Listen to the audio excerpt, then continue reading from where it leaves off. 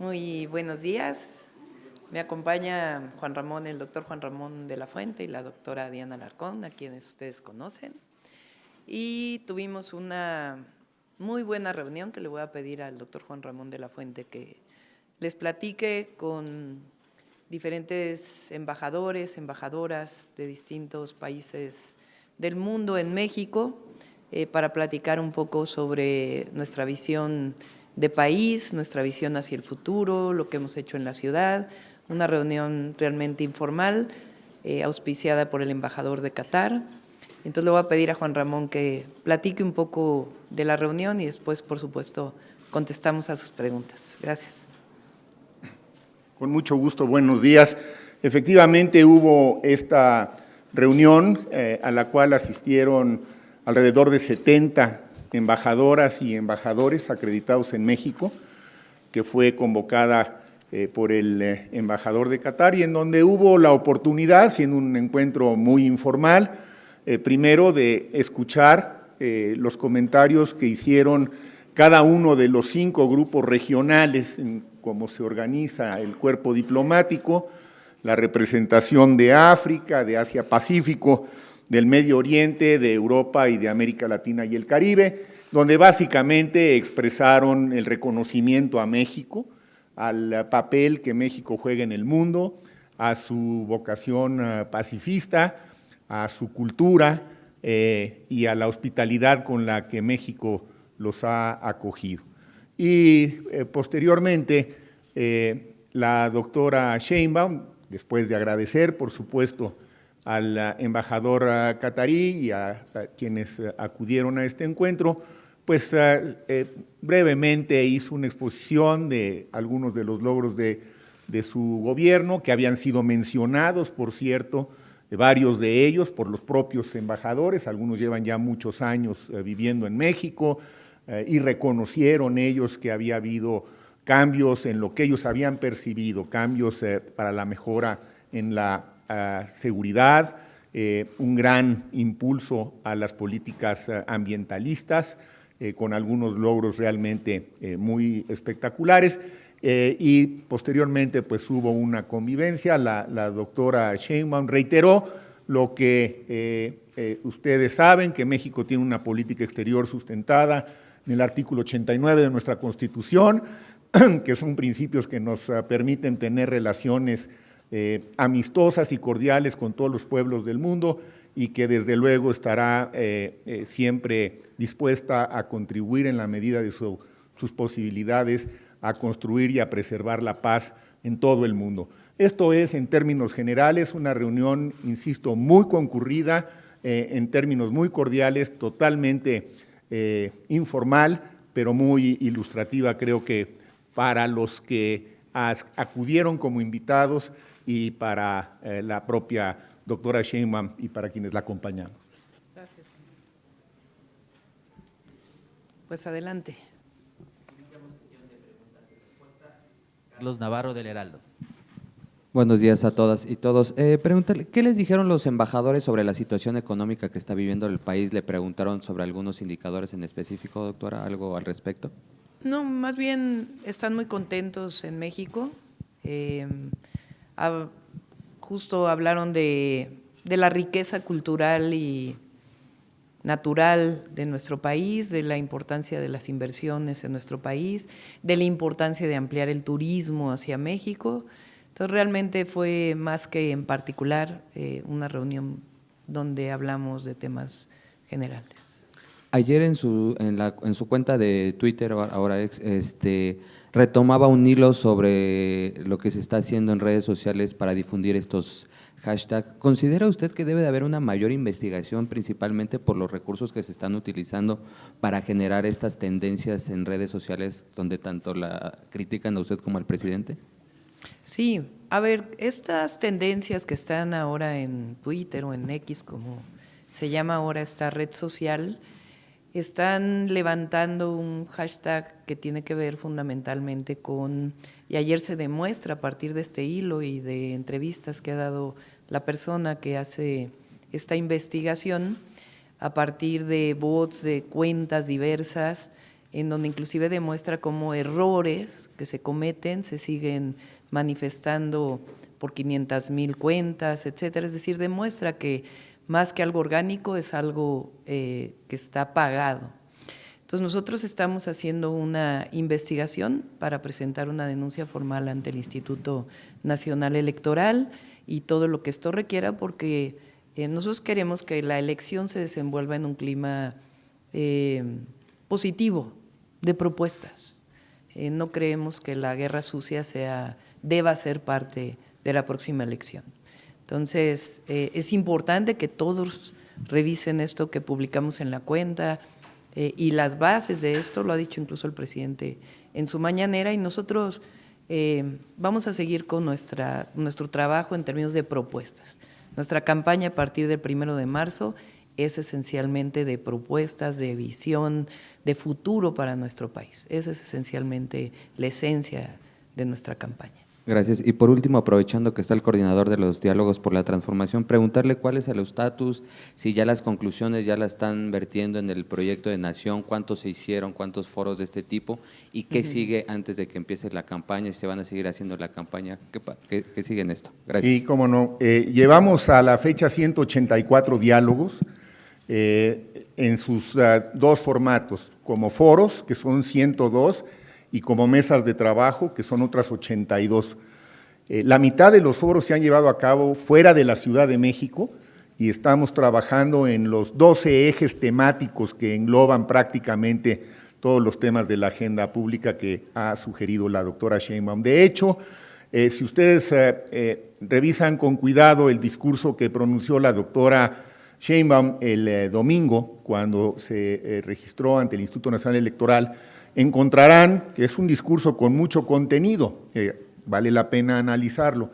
Y ahí ella mencionó 15 puntos fundamentales que ya son en buena medida puntos que han sido discutidos y analizados en estos foros. Todavía no son tiempos de hacer propuestas, pero como dijo ella, a partir del 1 de marzo vamos a tener muchas propuestas, muchas de ellas emanadas de estos diálogos que han enriquecido muchísimo las perspectivas del documento fundamental que había sido presentado oportunamente por los integrantes del Instituto de Formación Política de Morena. Así que los diálogos, la verdad es que han sido de una enorme riqueza en todos estos temas y sí, desde luego la idea que nos ha comentado la doctora es que estos diálogos continúen durante la campaña, seguramente en un ritmo distinto y poco a poco las ideas que se han ido recopilando de ahí se van decantando, se van sistematizando porque están muchas de ellas interconectadas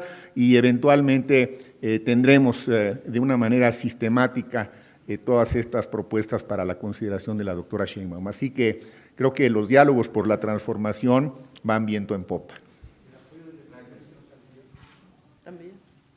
Sí, como ustedes saben, cada uno de los ejes temáticos tiene una coordinadora o un coordinador, de manera que a mí me toca hacer un trabajo colegiado con ellos, como nos han sugerido, además como sabemos hacerlo los universitarios, no son decisiones unipersonales, son decisiones colegiadas y ha sido un gusto colaborar con ellos. Aquí está una de las coordinadoras de esos ejes, la responsable ni más ni menos que de la política exterior, Diana Alarcón. Así que ese es el trabajo que estamos realizando. Continuamos con Jimena Mejía, de Grupo Imagen. Muchas gracias. Buenas tardes, doctora. Consultarle dos temas con base en su experiencia como jefa de gobierno de la Ciudad de México sobre la situación del agua. El jefe de gobierno comentaba que pues él lo considera más con tintes políticos y que el agua está garantizada. ¿Usted podría respaldar esta declaración?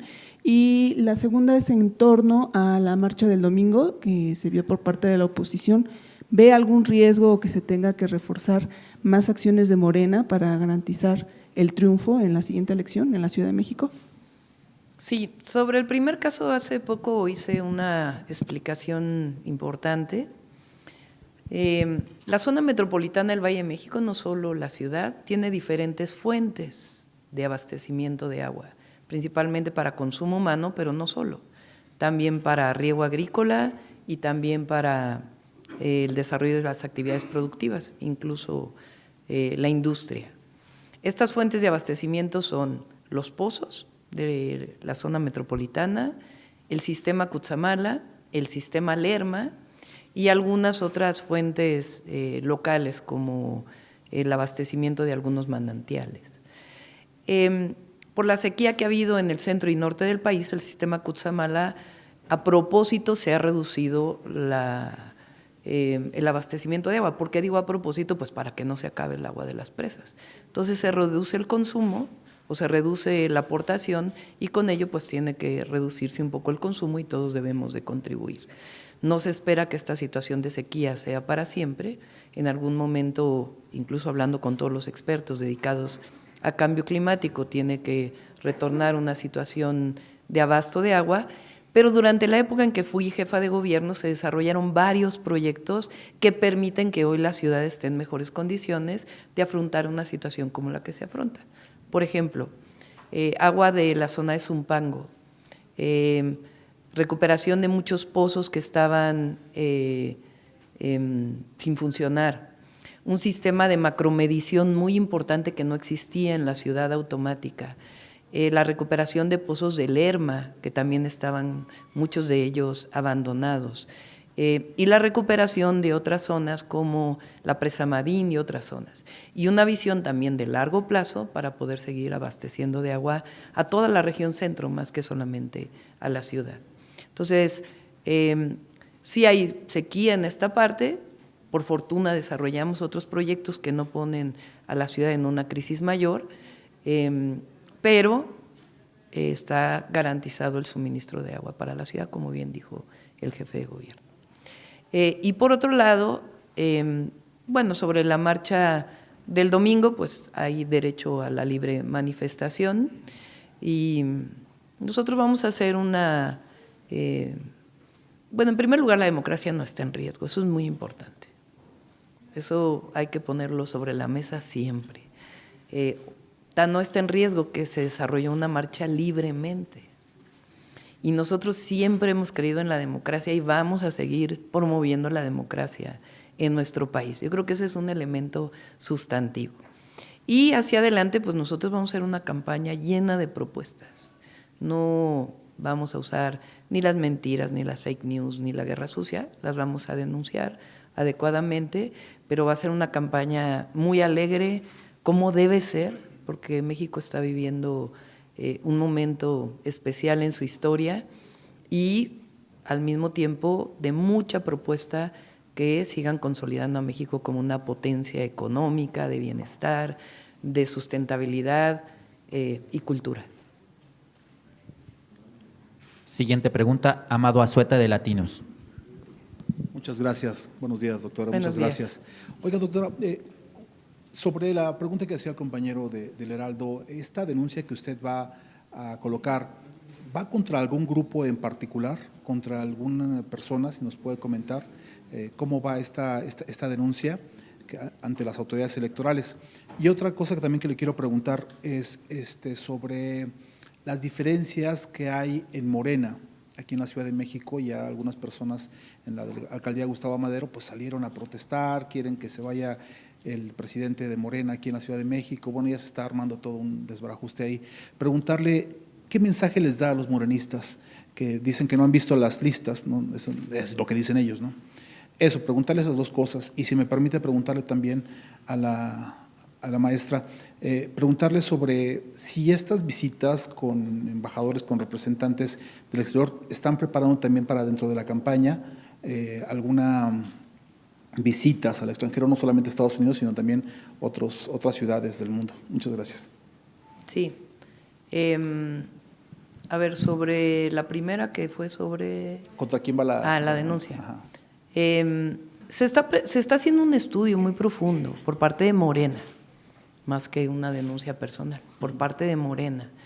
Y por eso la liga que presenté ayer en mi cuenta, porque ahí vienen muchos indicios de todo esto que se ha venido denunciando. Hoy el presidente Morena va a dar una conferencia de prensa con relación a esto y se está revisando y ya en su momento se presentará contra quién es, cómo es y pedir también a esta red social pues que evite pues estas formas en momentos de definición, particularmente en nuestro país, reconociendo la libertad de expresión, pero es distinto cuando hay una forma de este tipo en donde hay mucho recurso económico involucrado.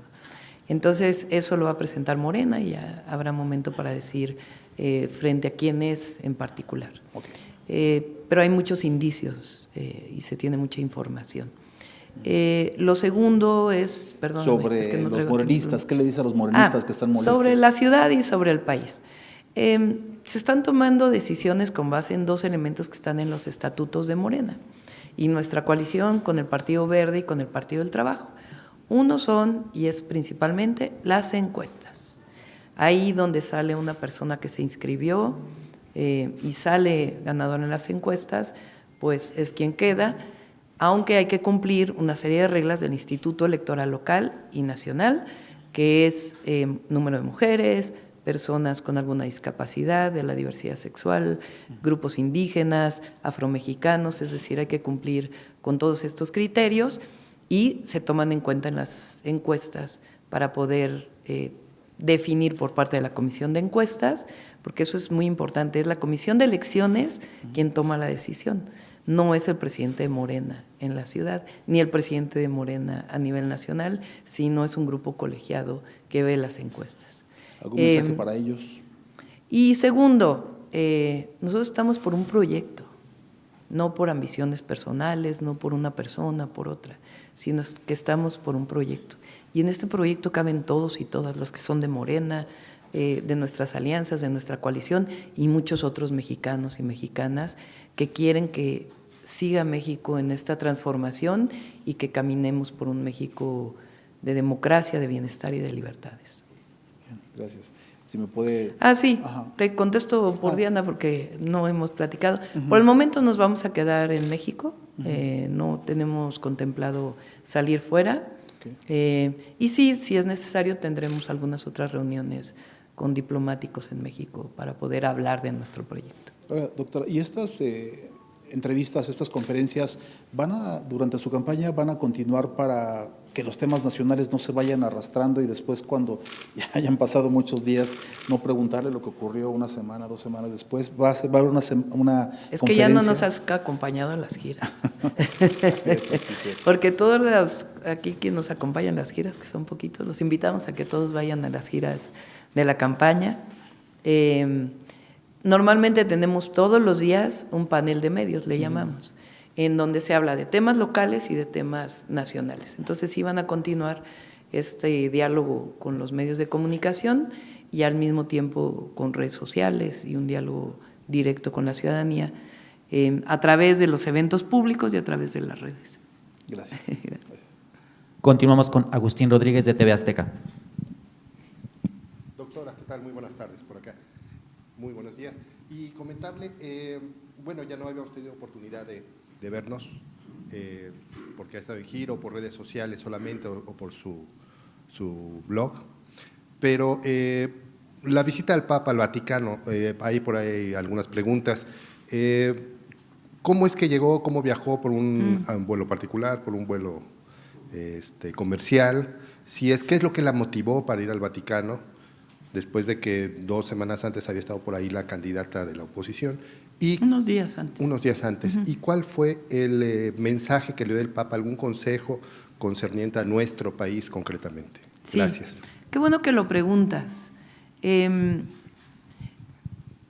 Los hermanos Sulaimán, Héctor y Mauricio Sulaimán, tenemos una relación con ellos desde hace tiempo. Yo considero que son personas que nos ayudaron en la ciudad a hacer la clase de box, a muchas otras cosas que tienen que ver con cuestiones altruistas y de desarrollo para la ciudad. Ellos tienen una relación especial con el Papa Francisco. Entonces ellos desde hace como 2 meses y algunas otras personas me habían dicho si me interesaba tener una visita con el Papa Francisco de manera privada como la que se dio. Yo les contesté que sí, y quienes me conocen y quienes me han seguido durante todos estos años saben que yo hablo mucho, más allá de lo religioso, de la parte humanista del Papa Francisco. Quienes me han seguido en la Ciudad de México saben que yo digo una frase que me gusta mucho de su pensamiento humanista, que refleja la igualdad, la no discriminación, que es esta frase que puse en mis redes sociales, que dice: no hay manera lícita de mirar a alguien de arriba a abajo más que cuando uno le da la mano para levantarse. Y creo que es una visión de igualdad, de solidaridad, de fraternidad, que va más allá de la religión, que tiene que ver con una visión que compartimos desde el humanismo mexicano. Cuando presentamos los diálogos por la transformación, usé otra cita del Papa Francisco de su encíclica de Tutti Fraterni o Fraterni Tutti, que tiene que ver también con una visión del mundo humanista, más allá de lo religioso.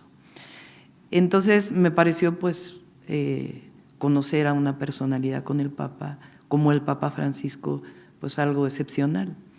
Entonces se dio para este 15 de febrero. ¿Cómo viajamos? Viajamos el 13, Paulina me acompañó, fuimos Paulina y yo. Viajamos en vuelo comercial, México-Frankfurt, Frankfurt-Roma. Nos quedamos a dormir esa noche en un hotel cerca del Vaticano y de ahí nos dirigimos a la cita y de ahí de la cita al aeropuerto para regresarnos. Viajamos México-Madrid, Roma-Madrid, Madrid-México, por un vuelo comercial. Así fue que se dio y fue realmente una reunión pues muy excepcional, primero por lo que representa el Papa Francisco y de mucha… nos habló porque estábamos juntos con otra persona que él conoce, argentino, desde muy pequeño, Adrián, ahora ahí puse en mi red su apellido, no lo recuerdo en este momento. Habló sobre la importancia del perdón, por ejemplo, habló sobre la importancia del trabajo, nos habló pues de una manera muy cordial, hasta de cuentos. Y realmente pues fue una reunión muy de mucho aprendizaje personal y en general. ¿Algún consejo que le hubiera dado específicamente? Trabajar, ese fue el consejo que me dio. Hay que trabajar, y yo le dije, y trabajar también con una visión a los más necesitados, y él me dijo sí, ese fue el consejo. Gracias. Adrián Palarols, así fue. Continuamos con Aura García de Imer.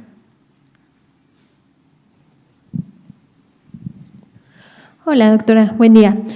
Pues quisiera preguntarle, ayer la presidenta del INE, Guadalupe Tadei, aseguró que sobre esta marcha por la democracia, bueno, así la llaman, aseguró que quienes deben de oír las demandas y las exigencias son los partidos más que el propio instituto.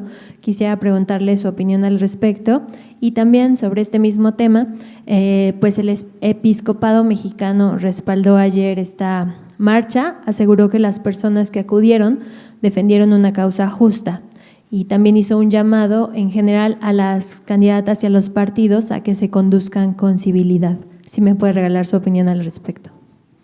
Pues estoy de acuerdo con la conducción con civilidad, por eso estamos en contra de esta guerra sucia que se está dando a través de las redes sociales. Entonces, qué bueno que el episcopado nos plantea esto, porque pues a quien está desarrollando esta guerra de troles y de bots es muy importante que se reconozca, porque tiene que ser una campaña de propuestas positivas, no de guerras sucias que no ayudan a la democracia. Segundo, repito, yo no estoy de acuerdo con este planteamiento que se hizo por parte de quien tomó la palabra ese día, porque no creo que esté en riesgo la democracia. De hecho, él lo dice en una entrevista posterior, la democracia no está en riesgo. No está en riesgo la democracia en nuestro país. Nos ha costado muchos años defender la democracia. Y lo que queremos es que sea una democracia no solo electoral, sino participativa. Que los mexicanos y mexicanas podamos decidir no solo quién nos gobierna, sino también que podamos decidir muchas otras cosas, como ocurre en Estados Unidos, como ocurre en Europa, es decir, que las consultas públicas sean parte también de nuestra democracia.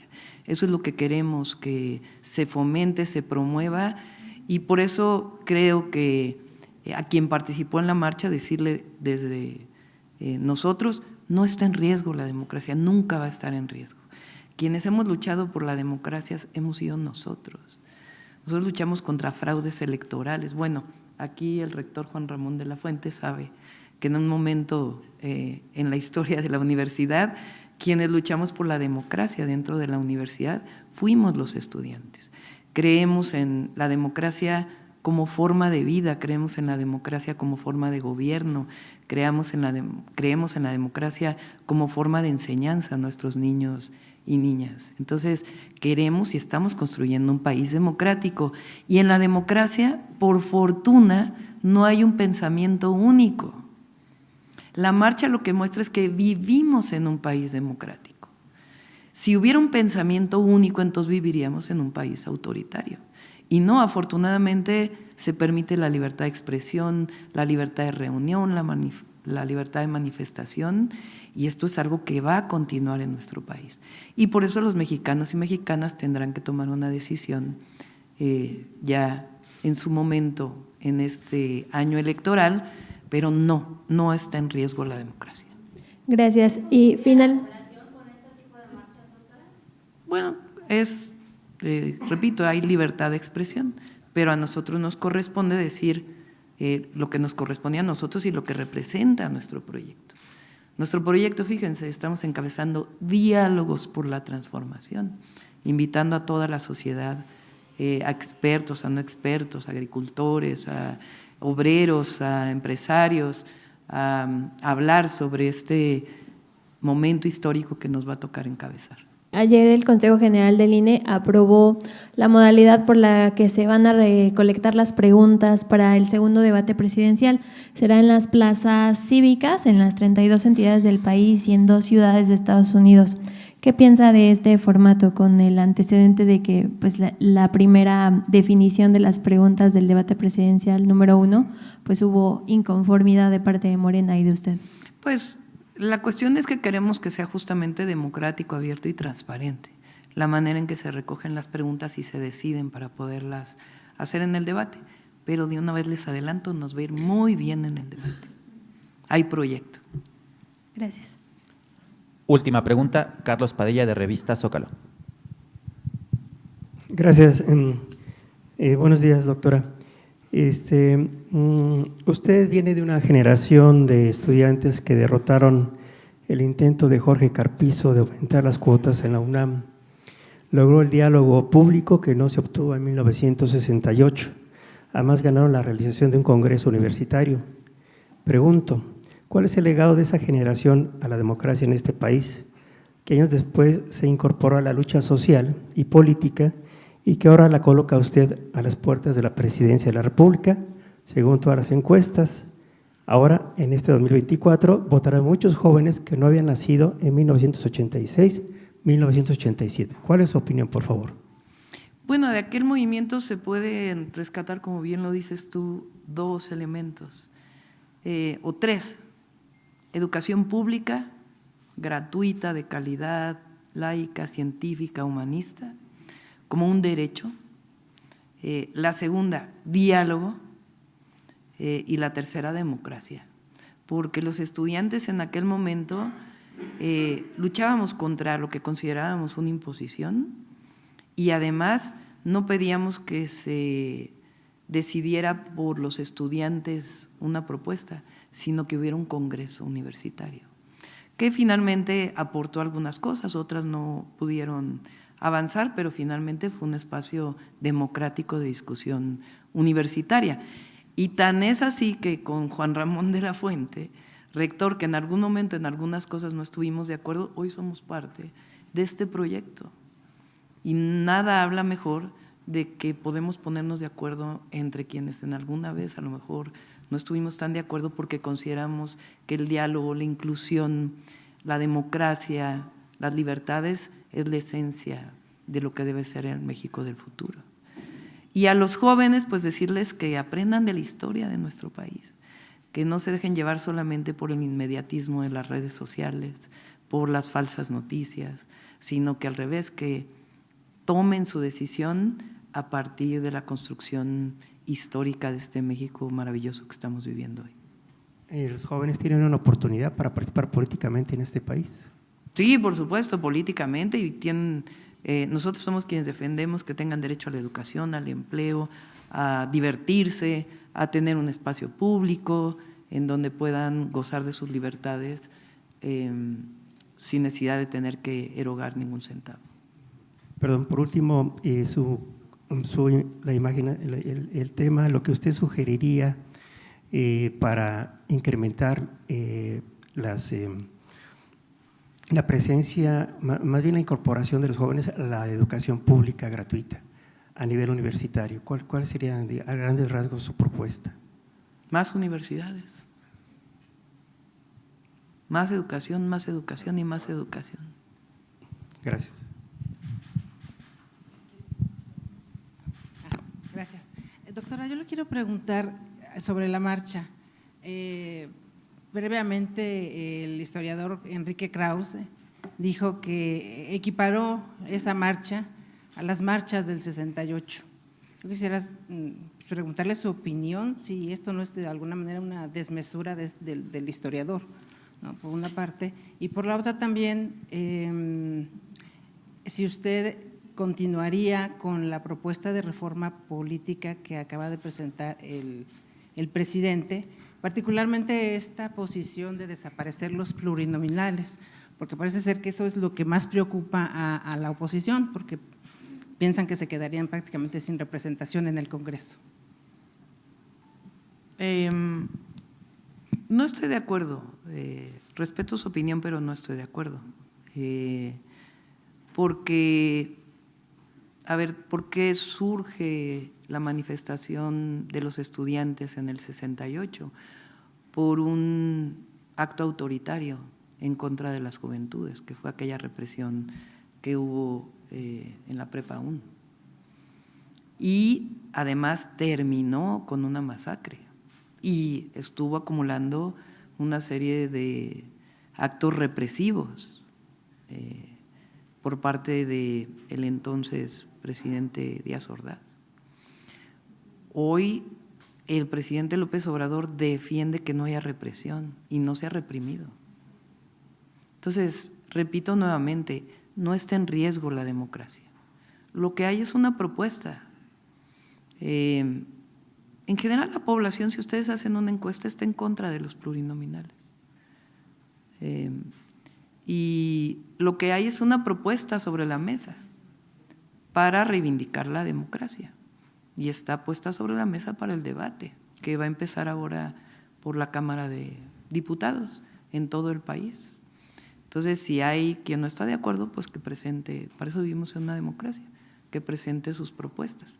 Pero lo cierto es que, fíjense, de la riqueza que se generó con los gobiernos de Fox y un gobierno que surgió no de la democracia, con Calderón, la riqueza que se generó por la explotación del petróleo y los excedentes petroleros, en vez de traducirse en obras de infraestructura y disminución de la pobreza en nuestro país, lo único que hicieron fue ampliar el gobierno y su gasto corriente.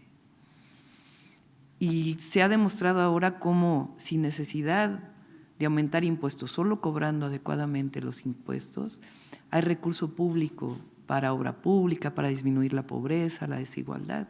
Y eso es parte de lo que llamamos la austeridad republicana. Y la austeridad republicana, desde mi perspectiva, tiene que estar no solo en el Poder Ejecutivo, sino también en los órganos autónomos, en el legislativo, en el judicial, porque finalmente lo que queremos es que los recursos públicos que pagamos todos y todas las mexicanas como impuestos sirvan para desarrollar infraestructura y para disminuir pobreza y desigualdad y ampliar los derechos del pueblo de México. Eso es lo que está a debate. Concluimos con la conferencia. Muchas gracias. Gracias a todos y a todas.